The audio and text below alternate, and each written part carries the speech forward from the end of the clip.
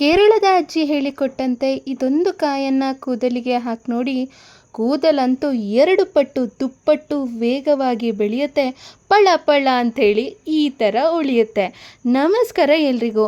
ಯಾರಿಗೆಲ್ಲ ಕೂದಲು ಉದ್ರೋಗಿದೆ, ಚೆನ್ನಾಗಿ ಬೆಳಿಬೇಕು ಅಂತೇಳಿ ಆಸೆ ಇದೆ, ಇವತ್ತಿನ ವಿಡಿಯೋನ ಸ್ಕಿಪ್ ಮಾಡದೆ ಕೊನೆ ತನಕ ನೋಡಿ. ಯಾವುದಪ್ಪ ಆ ಕಾಯಿ ಅಂತಂದರೆ ನೋಡಿ, ಇದು ಎಲ್ಲ ಗ್ರಂಥಿಗೆ ಅಂಗಡಿಗಳಲ್ಲಿ ಸಿಗುತ್ತೆ. ಈ ಪಲ್ಸಾರಿ ಅಂಗಡಿ ಅಂತ ಕರೀತಾರೆ ನೋಡಿ, ಪೂಜಾ ಸಾಮಗ್ರಿಗಳೆಲ್ಲ ಸಿಗುತ್ತಲ್ಲ, ಆ ಅಂಗಡಿಲಿ ಸಿಗುತ್ತೆ.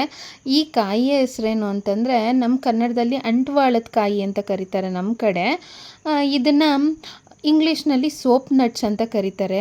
ಇದರಲ್ಲಿ ಹೇರಳವಾದ ವಿಟಮಿನ್ ಎ ಮತ್ತು ಡಿ ಇರುತ್ತೆ. ಕೂದಲು ಅತ್ಯಂತ ವೇಗವಾಗಿ ಬೆಳೆಯೋದಕ್ಕೆ ಈ ಕಾಯಿ ತುಂಬಾ ಸಹಾಯಕಾರಿ ಅಂತಲೇ ಹೇಳ್ಬೋದು.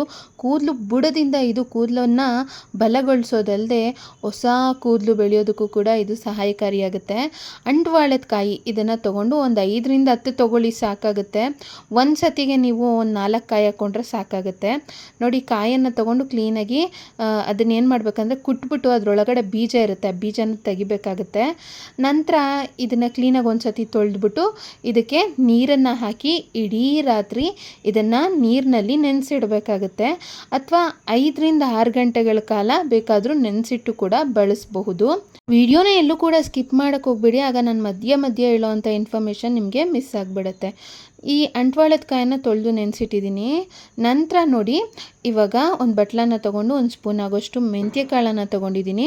ಅದ್ರ ಜೊತೆಗೆ 1 ಕಡ್ಡಿ ಕರಿಬೇವಿನ ಎಲೆಗಳನ್ನು ತೊಗೊಂಡು ಹಾಕ್ಕೊಂಡಿದ್ದೀನಿ. ಇದ್ರ ಜೊತೆಗೆ 2 ದಾಸವಾಳದ ಹೂಗಳನ್ನು, ಪೆಟಲ್ಸ್ನೆಲ್ಲ ಈ ಥರ ಬಿಡಿಸ್ಬಿಟ್ಟು ನೋಡಿ, ಈ ಥರ ಬಿಡಿಸಿ ಹಾಕ್ತಾಯಿದ್ದೀನಿ. ಇದನ್ನು ಕೂಡ ಅಷ್ಟೇ ಕ್ಲೀನಾಗಿ ಒಮ್ಮೆ ನೀರಲ್ಲಿ ತೊಳೆದು ನಂತರ ನೀರನ್ನು ಹಾಕಿ ಇದನ್ನು ಅಷ್ಟೇ ಇಡೀ ರಾತ್ರಿ ನೆನೆಸಿಡಬೇಕಾಗುತ್ತೆ. ಇದರಲ್ಲಿ ಕರಿಬೇವಿನ ಸೊಪ್ಪು, ಮೆಂತ್ಯ ಮತ್ತು ದಾಸವಾಳದ ಹೂಗಳನ್ನ ಬಳಸಿದ್ದೀವಲ್ವ, ಇದು ಕೂದಲಿನ ಆರೋಗ್ಯಕ್ಕೆ ತುಂಬಾ ಒಳ್ಳೆಯದು. ತುಂಬ ಚೆನ್ನಾಗಿ ಕೂದಲು ಶೈನಿ ಆಗುತ್ತೆ, ಪಳ ಪಳ ಪಳ ಅಂತ ಹೊಳೆಯುತ್ತೆ. ನೋಡಿ, ಇದನ್ನು ರಾತ್ರಿ ಇಡೀ ನೆನೆಸಿಟ್ಟಿದ್ದಾಗಿದೆ. ನೆಕ್ಸ್ಟ್ ದಿನ ಬೆಳಗ್ಗೆ ಇದನ್ನು ನಾನು ತೆಗ್ದಿದ್ದೀನಿ. ನೋಡಿ ಯಾವ ಥರ ಆಗಿದೆ ಅಂತ ನೋಡಿರ್ಬೋದು. ಹೂವೆಲ್ಲ ಸ್ವಲ್ಪ ಬಾಡ್ದಂಗೆ ಆಗಿದೆ ಮತ್ತು ಮೆಂತ್ಯ ಕಾಳೆಲ್ಲ ನೋಡಿ ದಪ್ಪ ಆಗಿದೆ. ಈ ಸೊಪ್ಪಿನಲ್ಲಿರೋಂಥ, ಕರಿಬೇವಿನ ಸೊಪ್ಪಿನಲ್ಲಿರೋಂಥ ಮತ್ತು ದಾಸವಾಳದಲ್ಲಿರೋಂಥ ಮತ್ತು ಮೆಂತ್ಯದಲ್ಲಿರೋಂಥ ಅಂಶ ಎಲ್ಲ ನೀರಿಗೆ ಕ್ಲೀನಾಗಿ ಬಂದಿರುತ್ತೆ. ಇವಾಗ ಆ ನೀರನ್ನು ಒಂದು ಪಾತ್ರೆಗೆ ಅಂತೇಳಿ ಹಾಕ್ಕೊಳ್ಳೋಣ. ಹಾಕೊಂಡು ನಂತರ ಸ್ಟವನ್ನು ಹಚ್ಚಿ ಸ್ಟವ್ ಮೇಲೆ ಪಾತ್ರೆಯನ್ನು ಕಾಯೋದಕ್ಕೆ ಅಂತೇಳಿ ಇಡೋಣ. ನೋಡಿ, ಸ್ಟವನ್ನು ಹಚ್ಚಿ ಪಾತ್ರೆಯನ್ನು ಕಾಯೋದಕ್ಕೆ ಅಂತೇಳಿ ಇಡ್ತಾಯಿದ್ದೀನಿ. ಈ ನೀರಿನ ಅಂಶ ಕಡಿಮೆ ಆಗ್ತಾ ಬರುತ್ತೆ. ಅಂದರೆ ಇದು ಏನು ಒಂದು 3/4 ಭಾಗ ಇದೆ ಅಂತಂದರೆ 1/4 ಭಾಗ ಆಗೋವರೆಗೂ ಇದನ್ನು ಕುದಿಸ್ಕೋಬೇಕಾಗತ್ತೆ. ಇದರಿಂದ ಈ ಮೆಂತ್ಯನಲ್ಲಿ ಮತ್ತು ಕರಿಬೇವಿನ ಸೊಪ್ಪಲ್ಲಿ, ದಾಸವಾಳದ ಹೂವಿನಲ್ಲಿ ಇರೋವಂಥ ಸತ್ವ ಎಲ್ಲ ನೀರಿಗೆ ಕ್ಲೀನಾಗಿ ಬರುತ್ತೆ. ನೋಡಿ, ನೀರಿನ ಅಂಶ ಕಡಿಮೆ ಆಗಿದೆ. ಅಂದರೆ 1 ಲೋಟ ಇದ್ದರೆ ಅಟ್ಲೀಸ್ಟ್ ಅದು ಅರ್ಧ ಲೋಟ ಬರೋವರೆಗೂ ಅದನ್ನು ಚೆನ್ನಾಗಿ ಕಾಯಿಸ್ಕೋಬೇಕು. ನಂತರ ಇದನ್ನು ನಾನು ಶೋಧಿಸ್ಕೊಳ್ತಾ ಇದ್ದೀನಿ. ನೋಡಿ, ಹೂವಿನಲ್ಲಿ ಮತ್ತು ಸೊಪ್ಪಿನಲ್ಲಿರೋವಂಥ ಸತ್ವ ಎಲ್ಲ ಈ ನೀರಿಗೆ ಕ್ಲೀನಾಗಿ ಬಂದುಬಿಟ್ಟಿದೆ. ಯಾರಿಗೆಲ್ಲ ಹೇರ್ ಪ್ಯಾಕ್ ಹಾಕ್ಕೊಳ್ಳೋಕ್ಕೆಲ್ಲ ನಮ್ಗೆ ಟೈಮ್ ಇಲ್ಲ, ನಾವು ವರ್ಕಿಂಗ್ ಇದ್ದೀವಿ, ನಮಗೆ ಡ್ಯಾಂಡ್ರಫ್ ಸಮಸ್ಯೆ ಇದೆ ಮತ್ತು ತುಂಬಾ ಕೂದಲು ಉದುರ್ತಾ ಇದೆ, ಕೂದಲು ಚೆನ್ನಾಗಿ ಬೆಳಿಬೇಕು ಮತ್ತು ಕೂದಲು ಬಿಳುಪಾಗೋದನ್ನು ತಡೆಗಟ್ಟಬೇಕು, ಬಾಲನೆರೆ ಸಮಸ್ಯೆಯನ್ನೆಲ್ಲ ಇಲ್ಲಿ ಕರಿಬೇವಿನ ಸೊಪ್ಪನ್ನು ಬಳಸಿದ್ದೀವಿ. ಸೊ ಅದು ತುಂಬಾ ಹೆಲ್ಪ್ ಆಗುತ್ತೆ ಅಂತಲೇ ಹೇಳ್ಬೋದು. ಇದನ್ನು ನೋಡಿ, ಈ ಲಿಕ್ವಿಡನ್ನು ಒಂದು ಸ್ಪ್ರೇ ಬಾಟಲ್ಗೆ ಹಾಕಿ ಆದರೂ ಬಳಸ್ಬೋದು, ಇಲ್ಲಾಂದರೆ ಹತ್ತಿನಲ್ಲಿ ಹದ್ಬಿಟ್ಟಾದರೂ ಇದನ್ನು ಬಳಸ್ಬೋದು. ಯಾವ ಥರ ಬಳಸೋದು ಅಂತ ನಾನು ಇವಾಗ ನಿಮ್ಮ ಜೊತೆಗೆ ಶೇರ್ ಮಾಡ್ತೀನಿ, ಬನ್ನಿ. ನೋಡಿ, ಸ್ಪ್ರೇ ಬಾಟಲ್ಗೆ ಹಾಕ್ಕೊಂಡಿದ್ದಾಯಿತು. ಹತ್ತಿನಲ್ಲಿ ಈ ಒಂದು ನೀರಿನಲ್ಲಿ ಅದ್ದಿದ್ದೀನಿ. ಹತ್ತಿನ ತೊಗೊಂಡು ಈ ರೀತಿ ಬುಡಕ್ಕೆಲ್ಲ ಹತ್ತಿಯಿಂದ ಮಸಾಜ್ ಹಚ್ಕೊಳ್ತಾ ಬರಬೇಕಾಗುತ್ತೆ. ಈ ರೀತಿ ಹಚ್ಚೋದ್ರಿಂದ ತುಂಬ ಚೆನ್ನಾಗಿ ಒಂದೊಳ್ಳೆ ಬೆನಿಫಿಟ್ ಅನ್ನೋದು ಸಿಗುತ್ತೆ. ನೋಡಿ, ಇವಾಗ ನಾನು ತಲೆ ಬುಡಕ್ಕೆಲ್ಲ ಹತ್ತಿನ ತೊಗೊಂಡು ಹಚ್ಚಿದ್ದೀನಿ. ಎಷ್ಟು ಚೆನ್ನಾಗಿ ಹಚ್ಚಿದ್ದೀನಿ ಅಂತ ನೀವೇ ನೋಡ್ತಾ ಇರ್ಬೋದು. ಇಲ್ಲ ಅಂತಂದರೆ ಈ ಥರ ಸ್ಪ್ರೇ ಬಾಟಲ್ಗೆ ಹಾಕ್ಕೊಂಡು ಈ ರೀತಿ ಕೂದಲು ಬುಡಕ್ಕೆಲ್ಲ ಕ್ಲೀನಾಗಿ ಸ್ಪ್ರೇ ಮಾಡ್ಕೊಳ್ತಾ ಬರಬೇಕಾಗುತ್ತೆ ಎಲ್ಲ ಕಡೆ. ಕೆಲವರಿಗೆ ತುಂಬಾ ಡ್ಯಾಂಡ್ರಫ್ ಆಗ್ತಾ ಇರುತ್ತೆ, ತುಂಬ ಹೇರ್ ಫಾಲ್ ಆಗ್ತಾ ಇರುತ್ತೆ, ಅವ್ರಿಗೆ ಟೈಮ್ ಇರಲ್ಲ ಹೇರ್ ಪ್ಯಾಕ್ ಎಲ್ಲ ಹಾಕೋದಕ್ಕೆ.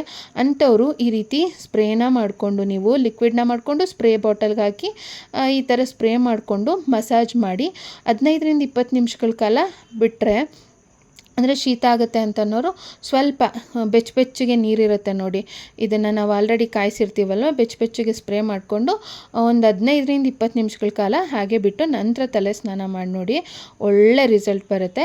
ಇವಾಗ ಅಂಟ್ವಾಳದ ಕಾಯಿಯನ್ನು ರಾತ್ರಿನೇ ನೆನೆಸಿಟ್ಟಿದ್ವಿ ಅಲ್ವಾ, ನೋಡಿ ಅದು ಯಾವ ಥರ ರೆಡಿ ಆಗಿದೆ ಅಂತ ನೀವೇ ನೋಡ್ತಾ ಇರ್ಬೋದು. ಈ ಕಾಯಿನ ಪ್ರೆಸ್ ಮಾಡ್ತಾಯಿದ್ರೆ ಅದರಿಂದ ಒಂದು ರೀತಿ ಸೋಪಿನ ನೊರೆ ಯಾವ ಥರ ಬರುತ್ತೆ ಅದೇ ಥರ ಬರ್ತಾ ಇರುತ್ತೆ. ಅದಕ್ಕೆ ಇದನ್ನು ಸೋಪ್ ನಟ್ಸ್ ಅಂತ ಕೂಡ ಕರೆಯೋದು. ನೋಡಿ, ಈ ಕಾಯಿನ ಚೆನ್ನಾಗಿ ಈ ಥರ ಪ್ರೆಸ್ ಮಾಡ್ಕೊಳ್ತಾ ಬಂದರೆ ನೊರೆ ಥರ ಬರುತ್ತೆ. ಇವಾಗ ನಾನು ಒಂದು ಜಾರನ್ನು ತೊಗೊಂಡಿದ್ದೀನಿ, ಮಿಕ್ಸಿ ಜಾರ್ ಚಿಕ್ಕದಾದರೂ ತೊಗೊಳ್ಳಿ. ಅದಕ್ಕೆ 8ರಿಂದ 9 ಮಿನಿಮಮ್ ಒಂದು 5 ದಾಸವಾಳದ ಹೂಗಳನ್ನು ತೊಗೋಬೇಕಾಗತ್ತೆ. ದಾಸವಾಳದ ಹೂಗಳು ಕೂದಲನ್ನು ಸಿಲ್ಕಿ ಮಾಡುತ್ತೆ ಮತ್ತು ಶೈನಿ ಮಾಡುತ್ತೆ, ಸಾಫ್ಟ್ ಮಾಡುತ್ತೆ, ಕೂದಲು ತುಂಬಾ ಚೆನ್ನಾಗಿರುತ್ತೆ ದಾಸವಾಳದ ಹೂವನ್ನು ಎಲೆನ ಕೂದಲಿಗೆ ಬಳಸೋದ್ರಿಂದ.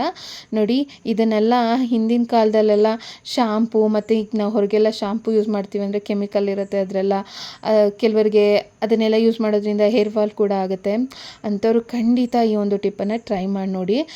ಇವಾಗ ಈ ಹೂವಿನ ಜೊತೆಗೆ ಅಂಟ್ವಾಳದ ಕಾಯಿ ಇತ್ತಲ್ಲ ಅದನ್ನು ಚೆನ್ನಾಗಿ ಹಿಂಡಿ ಹಾಕ್ಕೊಂಡಿದ್ದೀನಿ. ಚೂರಿ ಚೂರು ನೀರನ್ನು ಹಾಕಿದ್ದೀನಿ. ಆಮೇಲೆ ನೀರನ್ನು ಹಾಕಿದ ನಂತರ ಜಾರ್ನಲ್ಲಿ 1-2 ಸುತ್ತಿಸ್ಬೇಕಷ್ಟೇ, ಯಾಕಂದರೆ ನೊರೆ ಥರ ಬರುತ್ತಲ್ಲ, ಹೊರಗಡೆ ಎಲ್ಲ ಬಂದುಬಿಡುತ್ತೆ. ಹಾಗಾಗಿ ಒಂದು 2 ರೌಂಡ್ ರುಬ್ಕೋಬೇಕಾಗುತ್ತೆ. ರುಬ್ಕೊಂಡಿದ್ದಾಗಿದೆ ನೋಡಿ. ನಾನು ಇವಾಗ ಇದನ್ನು ಶೋಧಿಸ್ಕೊಳ್ತಾ ಇದ್ದೀನಿ ಎಷ್ಟು ನೊರೆ ಬಂದಿದೆ ಅಂತೇಳಿ. ನೀವೇ ಇಲ್ಲಿ ನೋಡ್ತಾ ಇರ್ಬೋದು. ಕಲರ್ ಕೂಡ ಅಷ್ಟೇ, ಪಿಂಕ್ ಕಲರ್ ಎಷ್ಟು ಚೆನ್ನಾಗಿ ಕಾಣಿಸ್ತಾ ಇದೆ ಅಂತ ಕೂಡ ನೋಡ್ಬೋದು. ಶೋಧಿಸ್ಕೋಬೇಕಾದ್ರೆ ಸ್ವಲ್ಪ ಕಷ್ಟ ಆಗುತ್ತೆ, ಯಾಕಂದರೆ ನೊರೆ ಥರ ಇರುತ್ತಲ್ವ. ನಾವು ಇದನ್ನು ಸ್ಪೂನಿಂದ ಈ ಥರ ಮಾಡಿ ಶೋಧಿಸ್ಕೋಬೇಕಾಗತ್ತೆ. ನೋಡಿ, ಕೆಳಗಡೆ ಕೂಡ ಅಷ್ಟು ಬೀಳ್ತಾ ಇಲ್ಲ. ಮತ್ತು ಅಂಟ್ವಾಳದ ಕಾಯನ್ನು ರಾತ್ರಿನೇ ನೆನೆಸಿಟ್ಟಿದ್ವಲ್ಲ, ಅದರಲ್ಲಿ ನೀರಿನ ಅಂಶ ಹಾಗೆ ಇಟ್ಟಿದ್ವಲ್ಲ, ಆ ನೀರನ್ನು ಇದ್ರ ಜೊತೆಗೆ ಹಾಕ್ಕೊಂಡು ಸ್ವಲ್ಪನೇ ಶೋಧಿಸ್ಕೊಳ್ತಾ ಬರಬೇಕಾಗತ್ತೆ. ಕೈಯಿಂದ ಈ ಥರ ಮಾಡಿದ್ರೆ ಸ್ಪೂನಲ್ಲಿ ನಾವು ಶೋಧಿಸ್ಕೊಳ್ಳೋದಕ್ಕಿಂತ ಕೈಯಿಂದ ಈ ಥರ ಡೈರೆಕ್ಟಾಗಿ ಶೋಧಿಸ್ಕೊಳ್ತಾ ಬಂದರೆ ಇನ್ನೂ ಕ್ಲೀನಾಗಿ ಬಂದುಬಿಡತ್ತೆ. ನೋಡಿ, ಜಾಸ್ತಿ ನೀರನ್ನೆಲ್ಲ ಹಾಕ್ಕೋಬಾರ್ದು. ಜಸ್ಟ್ ಈ ಸೋಪ್ ನಟ್ಸ್ನ ನಾವು ನೆನೆಸಿರ್ತೀವಲ್ವ, ಆ ನೀರನ್ನೇ ಹಾಕ್ಕೊಂಡು ಜಸ್ಟ್ ಹೀಗೆ ಮಾಡ್ಕೊಳ್ತಾ ಬಂದರೆ ನೋಡಿ ಎಷ್ಟು ಚೆನ್ನಾಗಿ ಶಾಂಪೂ ಅನ್ನೋದು ಬರ್ತಾ ಇದೆ. ನೋಡ್ತಾ ಇರ್ಬೋದು ನೀವಿಲ್ಲಿ.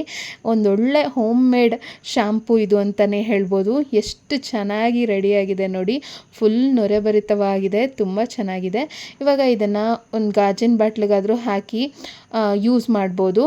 ಇಲ್ಲ ಅಂತಂದರೆ ಈ ಥರ ಬಾಟ್ಲುಗಳು ಬರುತ್ತಲ್ಲ, ಬಾಟ್ಲಿಗೆ ಹಾಕಿ ನೀವು ಬೇಕಾದಾಗ ಸ್ನಾನ ಮಾಡೋದಕ್ಕಿಂತ 1-2 ಗಂಟೆ ಮುಂಚೆ ಫ್ರಿಜ್ನಲ್ಲಿ ಇಟ್ಟಿರಿ. ಫ್ರಿಜ್ಜಿಂದ ಹೊರಗಡೆ ತೆಗೆದಿಟ್ಟು ನಂತರ ನೀವು ಸ್ನಾನಕ್ಕೆ ಅಂತೇಳಿ ಬಳಸ್ಬೋದು.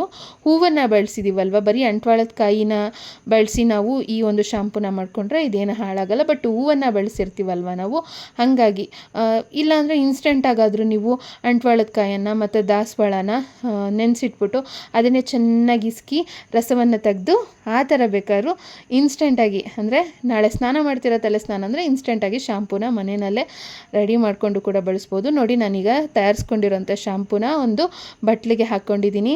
ಆಲ್ರೆಡಿ ನಾನು ಸ್ಪ್ರೇ ಮಾಡ್ಕೊಂಡಿದ್ದೀನಿ. ಯಾವ ಲಿಕ್ವಿಡ್ನ ಹಾಕಿ ಸ್ಪ್ರೇ ಮಾಡಿದ್ದೀನಿ ಅಂತ ವಿಡಿಯೋ ಪ್ರಾರಂಭದಲ್ಲೇ ತೋರಿಸಿದ್ದೀನಿ.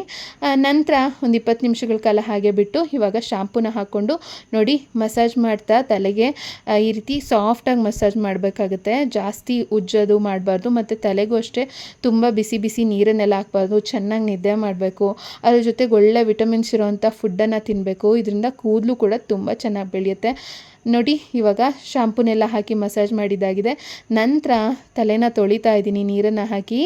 ಎಷ್ಟು ಚೆನ್ನಾಗಿ ನೀರನ್ನು ಹಾಕ್ತಾ ಕೂದಲು ಶೈನಿಂಗ್ ಬರ್ತಿದೆ ಅಂತೇಳಿ ನೀವೇ ಇಲ್ಲಿ ನೋಡ್ಬೋದು.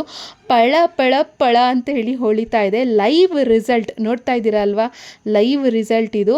ಈ ವಿಡಿಯೋ ನಿಮ್ಗೆ ಇಷ್ಟ ಆದರೆ ಈಗಲೇ ಲೈಕ್ ಕೊಟ್ಟು ನಿಮ್ಮ ಫ್ರೆಂಡ್ಸ್ ಮತ್ತು ಫ್ಯಾಮಿಲಿಗೆ ಖಂಡಿತ ಶೇರ್ ಮಾಡಿ. ನೋಡಿ, ಸ್ನಾನ ಮಾಡಿದ ನಂತರ ನಾನು ಇದನ್ನು ರಾತ್ರಿ ಟೈಮಲ್ಲಿ ಶೂಟ್ ಮಾಡಿದ್ದೀನಿ. ನೀವು ನೋಡ್ತಾ ಇರ್ಬೋದು ಕೂದಲೆಲ್ಲ ಎಷ್ಟು ಶೈನಿಯಾಗಿ ಪಳ ಅಂಥೇಳಿ ಹೊಳಿತಾ ಇದೆ ಅಂಥೇಳಿ. ಯಾರಿಗೆಲ್ಲ ಉದ್ದ ಕೂದಲು ಅಂದರೆ ತುಂಬ ಇಷ್ಟ, ಕೂದಲು ತುಂಬ ಉದುರುತ್ತಿದೆ ಅಂತಿದ್ದಾರೆ, ಅವರಿಗೆ ಖಂಡಿತ ಈ ವಿಡಿಯೋನ ಶೇರ್ ಮಾಡಿ. ಆವಾಗಿನ ಕಾಲದಲ್ಲೆಲ್ಲ ಈ ಗಿಂಪು ಇರಲಿಲ್ಲ. ಅದ್ರ ಬದಲು ಈ ರೀತಿ ಅಂಟ್ವಾಳದ ಕಾಯನ್ನು ಬಳಸಿ ತಲೆ ಸ್ನಾನ ಮಾಡ್ತಾಯಿದ್ರು. ಕೂದಲು ಕೂಡ ತುಂಬ ಚೆನ್ನಾಗಿ ಬೆಳೀತಾ ಇತ್ತು. ಇವತ್ತಿನ ವಿಡಿಯೋದಲ್ಲಿ ನಾನು ಶೇರ್ ಮಾಡಿರೋಂಥ ಈ ಒಂದು ಹೇರ್ ಗ್ರೋತ್ ಟಿಪ್ ನಿಮಗೆ ಇಷ್ಟ ಆಗಿದ್ದರೆ ನೀವು ತಪ್ಪದೆ ಲೈಕನ್ನು ಕೊಟ್ಟು ನಿಮ್ಮ ಅನಿಸಿಕೆಯನ್ನು ಕಮೆಂಟ್ ಮೂಲಕ ಬರೆದು ತಿಳಿಸಿ. ಮುಂದಿನ ವಿಡಿಯೋದಲ್ಲಿ ಬರ್ತೀನಿ. ಧನ್ಯವಾದಗಳು.